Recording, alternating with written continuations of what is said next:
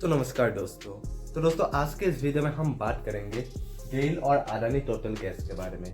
तो अगर हम बात करें गेल के 52 वीक लो की तो वो है 89.5 और 52 वीक हाई जो है वो है 132.45 और अभी जो कंपनी का शेयर है अभी लगभग 124 रुपीज़ के आसपास ट्रेड कर रही है।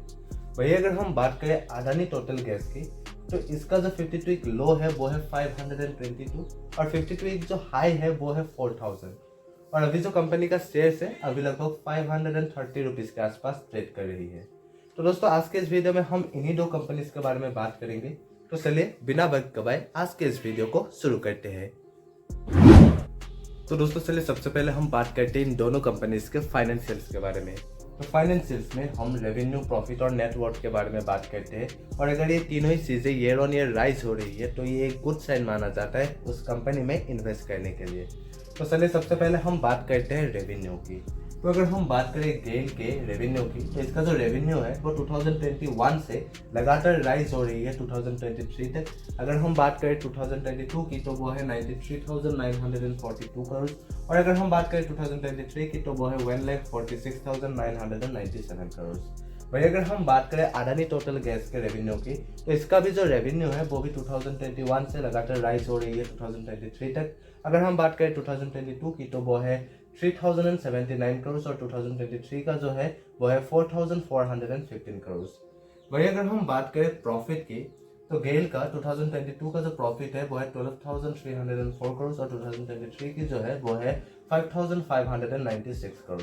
वही अगर हम बात करें अडानी टोटल गैस के प्रॉफिट की तो इसका जो प्रॉफिट है वो 2019 से लगातार राइज हो रही है 2023 तक। अगर हम बात करें 2022 की तो वो है 505 करोड़ और 2023 का जो है वो है 546 करोड़। इसके बाद हम बात करते हैं नेटवर्थ की। तो गेल का जो नेटवर्थ है वो 2019 से लगातार राइज हो रही है 2023 तक। अगर हम बात करें 2022 की तो वो है 64,305 करोड़ और 2023 का जो है वो है 65,107 करोड़। वही अगर हम बात करें अडानी टोटल गैस के नेटवर्थ की तो इसका भी जो नेटवर्थ है वो भी 2019 से लगातार राइज हो रही है 2023 तक। अगर हम बात करें 2022 की तो वो है 2,416 करोड़ और 2023 की अगर हम बात करें तो वो है 2,941 करोड़। तो दोस्तों चलिए इसके बाद हम बात करते हैं इन दोनों कंपनीज के फंडामेंटल्स के बारे में। तो फंडामेंटल्स में सबसे पहले अगर हम बात करें मार्केट कैपिटलाइजेशन की तो गेल का जो मार्केट कैपिटलाइजेशन है वो है 81,630 करोड़। वही अगर हम बात करें अडानी टोटल गैस की तो वो है 58,526 करोड़। यानी कि ये दोनों जो कंपनी है ये दोनों ही कंपनी जो है वो एक लार्ज कैप कंपनी है। इसके बाद हम बात करते हैं पी रेशियो की। तो गेल का जो पी रेशियो है वो है 15.5 और अडानी टोटल गैस का जो है वो है 102। यानी कि अडानी टोटल गैस का जो पी रेशियो है वो गेल के मुकाबले बहुत ही ज़्यादा हाई है, जो कि बिल्कुल भी अच्छी बात नहीं मानी जाती है।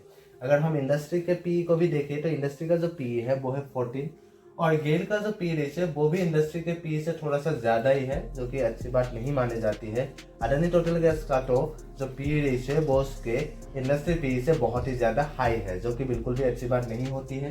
पर पी रेशियो के साथ साथ हमें हमेशा उस कंपनी के ईपीएस ग्रोथ को भी देखना चाहिए।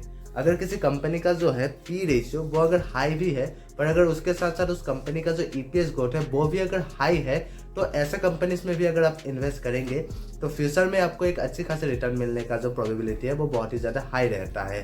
पर मान लीजिए अगर आप एक ऐसे कंपनी में इन्वेस्ट करते हैं जिसका पी रेशियो तो कम है पर साथ ही साथ उसका जो ईपीएस ग्रोथ है वो भी अगर ईयर ऑन ईयर नीचे गिर रही है तो ऐसे कंपनीज में भी इन्वेस्ट करना बिल्कुल भी सेफ नहीं माना जाता है।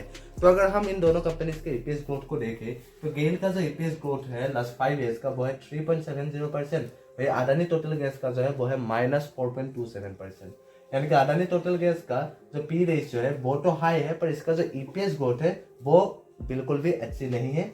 यानी कि इस कंपनी में इन्वेस्ट करने में ये जो है ये काफ़ी बड़ी प्रॉब्लम आपको फेस करनी पड़ सकती है फ्यूचर में, क्योंकि पी रेशियो हाई है पर साथ ही साथ इसका जो है ईपीएस ग्रोथ वो भी कम है।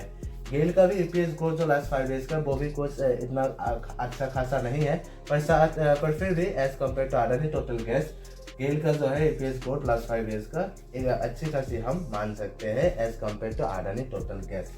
फिर हम बात करते हैं पैग रेशियो की। पैग रेशियो यानी कि price earning to growth ratio.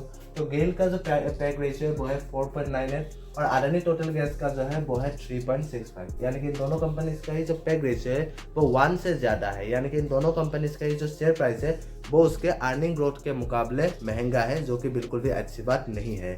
इसके बाद हम बात करते हैं पीबी रेशियो की। पीबी रेशियो यानी कि price to book value ratio. तो गेल का जो पीबी रेशियो है वो है 1.13 और अडानी टोटल गैस का जो है वो है 18। गेल का जो पीबी रेशियो है वो एक अच्छी खासी पीबी रेशियो है, पर अडानी टोटल गैस का जो पीबी रेशियो है वो बहुत ही ज़्यादा हाई है, जो कि बिल्कुल भी अच्छी बात नहीं है। पीबी रेशियो 2 से ज़्यादा होना या फिर 2 से ज़्यादा होना बिल्कुल भी अच्छी बात नहीं मानी जाती है। इसके बाद हम बात करते हैं आरओई की। तो गेल का जो आरओई है, आरओई यानी कि रिटर्न ऑन इक्विटी, तो गेल का जो आरओई है वो है 8.69%। भाई अडानी टोटल गैस का जो है वो है 20.4%। यानी कि आरओई के मामले में जो है अडानी टोटल गैस वो बेहतर है एज कम्पेयर टू गेल। वही अगर हम बात करें आरओसी यानी कि रिटर्न ऑन कैपिटल एम्प्लॉयड की, तो गेल का जो आरओसी है वो है 9.76% और अडानी टोटल गैस का जो है वो है 20.7%। यानी कि आरओसी के मामले में भी जो है अडानी टोटल गैस वो बेहतर है एज कम्पेयर टू गेल। और आरओई और आरओसी अगर किसी कंपनी का 20% से ज़्यादा हो तो ऐसे कंपनीज में इन्वेस्ट करना ज़्यादा पसंद करते हैं। इसके बाद हम बात करते हैं डिविडेंड यील्ड की। तो गेल का जो डिविडेंड यील्ड है वो है 3.21% और अडानी टोटल गैस का जो है वो है 0.05%। यानी कि डिविडेंड यील्ड के मामले में जो है गेल वो बेहतर है as compare to Adani total gas. दोस्तों चलिए इसके बाद हम बात करते हैं इन दोनों कंपनीज के डी रेशियो यानी कि डेट टू इक्विटी रेशियो के बारे में। तो अगर हम बात करें गेल के डी रेशियो की तो वो है 0.25 और अडानी टोटल गैस का जो है वो है 0.42। यानी कि इन दोनों कंपनीज का ही जो डी रेशियो है वो 1 से कम है, जो कि एक अच्छी खासी डी रेशियो मानी जाती है। पर फिर भी डी रेशियो के साथ साथ हमें हमेशा उस कंपनी के करंट रेशियो को भी अच्छे से देखना चाहिए। तो अगर हम बात करें गेल के करंट रेशियो की तो वो है 0.96। वही अगर हम बात करें अडानी टोटल गैस की तो वो है 0.40। यानी कि इन दोनों कंपनीज के करंट रेशियो जो है वो भी 1 से कम है। यानी कि इन दोनों कंपनीज के पास जो है करंट लायबिलिटीज ज़्यादा है as compare to current asset, जो कि बिल्कुल भी अच्छी बात नहीं मानी जाती है। इन दोनों कंपनीज के डी रेशियो तो कम है, अच्छी खासी डी रेशियो है, पर इन दोनों कंपनीज के जो करंट रेशियो वो भी कम है, जो कि बिल्कुल भी अच्छी बात नहीं होती है। इसके बाद हम बात करते हैं सेल्स ग्रोथ की। तो अगर हम लास्ट 5 ईयर्स के सेल्स ग्रोथ को देखें तो गेल का जो है वो है 21.7% और अडानी टोटल गैस का जो है वो है 26.1%। यानी कि इन दोनों कंपनीज के जो सेल्स ग्रोथ है लास्ट 5 ईयर्स का वो एक अच्छी खासी है, पर फिर भी अडानी टोटल गैस का जो है जो लास्ट 5 ईयर्स का सेल्स ग्रोथ है वो थोड़ा सा ज़्यादा है एज कम्पेयर टू गेल। इसके बाद अगर हम देखें लास्ट 3 ईयर्स के सेल्स ग्रोथ की तो गेल का जो है वो है 26.2% और अडानी टोटल गैस का जो है वो है 32.7%। यानी कि यहाँ भी अडानी टोटल गैस जो है वो थोड़ा सा बेहतर है एज कम्पेयर टू गेल। इसके बाद हम बात करते हैं प्रॉफिट ग्रोथ की। तो गेल का जो है वो है -55.3% और अडानी टोटल गैस का जो है वो है 12.6%। यानी कि प्रॉफिट ग्रोथ के मामले में जो है अडानी टोटल गैस वो थोड़ा सा बेहतर है एज कम्पेयर टू गेल। इसके बाद हम बात करते हैं प्रोमोटर होल्डिंग्स की। तो गेल का जो प्रोमोटर होल्डिंग्स है वो है 51.9% और अडानी टोटल गैस का जो है वो है 74.8%। यानी कि इन दोनों कंपनीज की जो प्रोमोटर होल्डिंग्स है वो एक अच्छी खासी प्रोमोटर होल्डिंग्स ही है। इसके बाद अगर हम बात करें बुक वैल्यू की तो गेल का जो बुक वैल्यू है वो है 111 और अडानी टोटल गैस का जो है वो है 29.4। यानी कि अगर हम यहाँ पर देखें तो अडानी टोटल गैस का जो बुक वैल्यू है वो है सिर्फ और सिर्फ 29.4, पर इस कंपनी का जो शेयर्स है वो अभी लगभग 400 प्लस से भी ज़्यादा के प्राइस में अभी ट्रेड कर रही है और इसीलिए इस कंपनी का जो पीबी रेशियो है वो बहुत ही ज़्यादा हाई है, क्योंकि हमने ऑलरेडी डिस्कस कर लिया है। इसके बाद अगर हम इन दोनों कंपनीज के फेस वैल्यू की बात करें तो गेल का जो फेस वैल्यू है वो है 10 और अडानी टोटल गैस का जो है वो है 1। तो दोस्तों आज के लिए बस इतना ही, और अगर आपको ये वीडियो पसंद आए तो प्लीज़ लाइक करिए, और अगर आप इस चैनल पर नए हैं तो प्लीज़ सब्सक्राइब भी कर दीजिए, और अगर आप मुझे इंस्टाग्राम में फॉलो करना चाहते हैं तो लिंक डिस्क्रिप्शन में दिया गया है। और हाँ, ये जो वीडियो है ये सिर्फ एजुकेशनल पर्पज़ के लिए बनाया गया है और किसी भी स्टॉक्स में इन्वेस्ट करने से पहले खुद से रिसर्च जरूर करिएगा।